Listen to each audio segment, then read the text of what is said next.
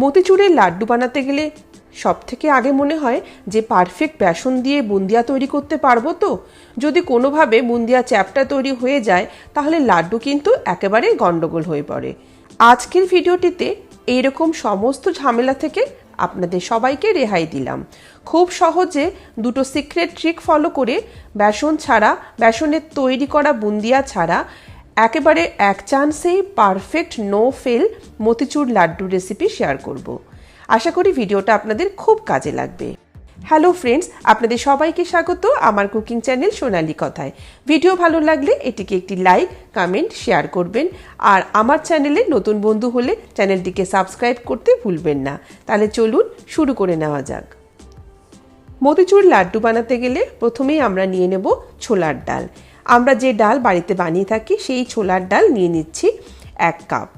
কোনো রকম বেসনের বুন্দিয়া তৈরি করার ঝামেলা ছাড়া কিভাবে আমরা এই ছোলার ডাল দিয়ে সিম্পল উপায়ে আজকের এই লাড্ডু বানাবো চলুন দেখে নেওয়া যাক। দেখুন, এই ডাল আমি মোট 1 কাপ মেজারিং কাপে নিয়েছি, যেটাকে আমি 4 ঘন্টা জলে ভিজিয়ে রেখেছি। তাতে ডালগুলো বেশ ফুলে নরম হয়ে গেছে। এইভাবে নখ দিয়ে একটু চাপ দিলেই দানাগুলো ডালের কিন্তু খুব সহজেই ভেঙে যাচ্ছে। এখন এই ডালগুলো থেকে জল খুব ভালো করে ছেঁকে নিয়েছি। এইবার আমরা একটা মিক্সিং গ্রাইন্ডিং জারের মধ্যে ডালগুলোকে পার্ট বাই পার্ট অল্প অল্প করে নিয়ে এর একটা পেস্ট বানাবো। তবে এই পেস্ট বানানোর সময় আমরা কিন্তু কোনো রকম জলের ব্যবহার করব না। আগেই বলেছি ডালগুলোকে সম্পূর্ণ জল থেকে ছেঁকে নিয়েছি। এবার মিক্সিটাকে আমরা পালস মোডে চালাবো 3 থেকে 4 বার। তার মানে 3 থেকে 4 সেকেন্ড মিক্সিটাকে অন করব, আবার অফ করব, মাঝে মাঝে চামচ দিয়ে নেড়ে ছেড়ে দেব। এইভাবে 4 থেকে 5 বার পালস মোডে চালিয়ে এরকম একটা ডালের পেস্ট আমরা তৈরি করেছি। দেখুন, খুব বেশি মিহি কিন্তু এই পেস্টটা হয়নি, কিছু কিছু ডাল কিন্তু গোটা গোটাই থাকছে। এই পোর্শনের ডালটাকে আমরা বাটিতে তুলে নিয়ে আবার একইভাবে বাকি ডালগুলোকে ব্যাচ ওয়াইজ এইভাবে পেস্ট বানিয়ে নেব। বন্ধুরা, আবারও বলছি, এই ডালের পেস্ট বানানোর সময় আপনারা কিন্তু জলের ব্যবহার একেবারেই করবেন না, আর মিক্সিটাকে পালস মোডেই চালাবেন। দেখুন, আমাদের সমস্ত ডালের পেস্ট তৈরি হয়ে গেছে। এবার নেক্সট স্টেপ হচ্ছে কিছু পরিমাণ ডাল এভাবে হাতে নেব। এবার এগুলোকে 2 হাতের তালুর মাঝখানে একটু চ্যাপটা করে গোল শেপ দিয়ে নেব। এইভাবে আমাদের তৈরি করে নেওয়া ডাল বাটা থেকে ছোট ছোট পাতলা চ্যাপটা গোল শেপ ওয়ালা ডালের এই বড়া তৈরি করে নেব। এগুলোকে আমরা তেলের মধ্যে ভালো করে ভেজে নেব। আপনারা চাইলে এগুলোকে একটু ছোট বা বড় সাইজের করতে পারেন, তবে খেয়াল রাখবেন যেন এগুলো একদম পাতলা এবং চ্যাপটা হয়। তবেই এটি যখন আমরা তেলে ভাজবো একদম ভিতর অবধি ডালটা ভাজা হবে, কোনো রকম কাঁচা গন্ধ থাকবে না।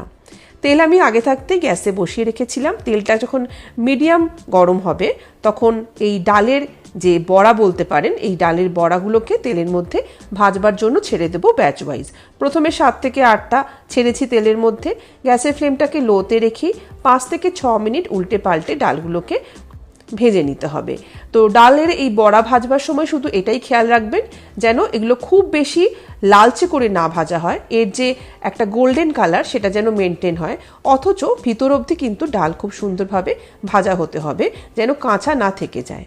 যদি মনে হয় যে কাঁচা আছে তো আরেকবার আপনারা ডালগুলোকে ভেজে নেবেন। দেখুন, এইভাবে আমরা সমস্ত বড়া বানিয়ে ফেলেছি। এবার এগুলোকে একটু ঠান্ডা করে নেওয়ার পরে হাত দিয়ে আলতোভাবে এগুলোকে ভেঙে নেব থেকে। এখন এগুলোকে আমরা আবার মিক্সিং গ্রাইন্ডিংয়ের জারের মধ্যে দিয়ে সেই একইভাবে পালস মোডে এর একটা গুঁড়ো বানিয়ে ফেলবো। তো চলুন গ্রাইন্ডিং জারের মধ্যে ডালের এই টুকরোগুলোকে নিয়ে নেওয়া যাক। এইভাবে গ্রাইন্ডিংয়ের জারের মধ্যে সমস্ত ডাল ভাজার টুকরোগুলোকে নিয়ে পালস মোডে থেমে থেমে 4 থেকে 5 বার চালিয়ে যে গুঁড়োটা আমরা তৈরি করেছি, দেখুন এটা দেখতে কিন্তু একেবারে সেই বেসনের তৈরি বুন্দিয়ার মতন হয়েছে। কে বলবে যে এটা আমরা ছোলার ডালের বড়া থেকে বানিয়েছি। তো এইভাবে পারফেক্ট আমরা কিন্তু এই বুন্দিয়া তৈরি করে নিতে পারি। এবার চলা যাক নেক্সট স্টেপে। এখানে চিনির শিরা বানাবো। তো তার জন্য দিয়ে দিলাম 1 কাপ চিনি, মানে যে কাপের মাপে ডাল নিয়েছিলাম সেই কাপেরই 1 কাপ চিনি, আর তার অর্ধেক মানে হাফ কাপ জল, সামান্য কিছু এলাচের দানা দিয়ে দিলাম চিনির শিরা তৈরি করার সময় যাতে সুন্দর একটা গন্ধ আসে এই শিরাতে। দিয়ে দিলাম কিছু জর্দা কালার, তবে এই কালারটা পুরোপুরি অপশনাল, আপনারা চাইলে কিন্তু কালার ছাড়াও এই লাড্ডু বানাতে পারেন। চিনির শিরাটাকে ভালো করে ফুটিয়ে নেব। যতক্ষণ না অবধি চিনির শিরার মধ্যে একটা চিটচিটে ভাব চলে আসে ততক্ষণ অবধি। কিছু কেশরের স্ট্যান্ডও দিচ্ছি যাতে একটা কেশরের ফ্লেভার চলে আসে শিরার মধ্যে। শিরাটাকে চেক করছি যে এটা কতটা ঘনত্বের হয়েছে। ঠিক একতার তৈরি হওয়ার আগে স্টেজ অবধি এটিকে ঘন করে নিতে হবে। কোনো একতার বা দুতার নয়, একতার তৈরি হওয়ার ঠিক আগে স্টেজ অবধি যখন হালকা চিটচিটে চলে আসবে সেই অবধি শিরাটাকে ঘন করে নিতে হবে। দিয়ে দিলাম 1 চামচ ঘি, তাতে শিরার মধ্যে ঘিয়ের ফ্লেভারটা খুব সুন্দর আসে, লাড্ডুর মধ্যেও ঘিটার ফ্লেভারটা খুব ভালো প্রবেশ করে। দিয়ে দিচ্ছি কিছুটা লেবুর রস, যাতে এই চিনির শিরা যখন ঠান্ডা হয়ে আসবে এটি যেন ক্রিস্টাল ফর্ম না করে। তো এইভাবে আমাদের চিনির শিরা তৈরি হওয়ার পরে আমরা আমাদের আগে থাকতে তৈরি করে রাখা ডালের যে গুঁড়ো সেটাকে মিশিয়ে দেবো চিনির শিরায়। এই অবস্থায় কিন্তু আমরা গ্যাসটাকে অফ করে দিয়েছি। গ্যাস অফ করা অবস্থাতেই সম্পূর্ণ ডালের এই মিশ্রণটাকে চিনির শিরার মধ্যে ভালোভাবে মিক্স করে নেব। এখানে আমি যতটা পরিমাণ চিনির শিরা বানিয়েছিলাম সেটা আমার একটু কম পড়ে গেছে, তো আমি আরও হাফ কাপ চিনির একটা শিরা পরে বানিয়ে এই ডালের মিশ্রণের মধ্যে যোগ করে দিয়েছি।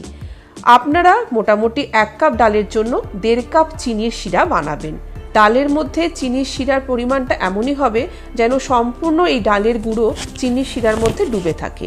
এইভাবে আমাদেরকে 15 থেকে 20 মিনিট এটিকে ঢাকা দিয়ে রেখে দিতে হবে, যাতে আস্তে আস্তে সম্পূর্ণ ডালের গুঁড়োগুলোর মধ্যে চিনির শিরা খুব সুন্দরভাবে প্রবেশ করে, ডালের এই গুঁড়ো নরম হয়ে রসালো হয়ে ওঠে।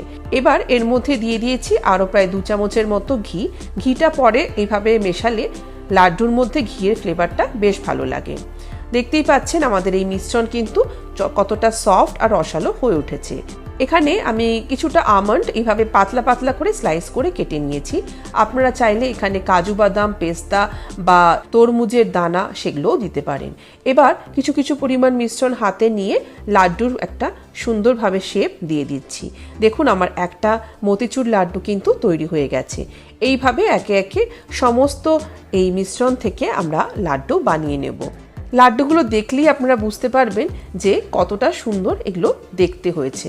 শুধু দেখতে নয়, এটি খেতেও কিন্তু অসাধারণ লাগে। এবার প্রত্যেকটা লাড্ডুর উপরে একটু করে আমন্ডের টুকরো দিয়ে এটাকে গার্নিশ করে নিচ্ছি। বন্ধুরা, আপনারা দেখতে পেলেন যে কত সহজেই আমরা কোনো রকম ঝামেলা ছাড়াই এই মতিচুর লাড্ডুটা তৈরি করে নিতে পারলাম। একটা লাড্ডু ভেঙেও দেখাই, দেখুন কতটা সফট এবং কতটা জুসি এটা ভিতর অবধি হয়েছে, এবং এটা এরকম নরম অবস্থাতে কিন্তু অনেক দিন অবধি থাকবে। সামনে আসছে অনেক রকম উৎসব, এই উৎসবে আপনারাও বানিয়ে ফেলুন এরকম সহজ উপায়ে একদম পারফেক্ট নো ফেল রেসিপি ছোলার ডালের তৈরি এই অভিনব স্বাদের মতিচুর লাড্ডু। ভিডিও ভালো লাগলে অবশ্যই এটিকে লাইক, কমেন্ট, শেয়ার করবেন আর আমার চ্যানেলটিকে সাবস্ক্রাইব করে আমার পাশে থাকবেন। সবাই ভালো থাকুন, সুস্থ থাকুন। নমস্কার।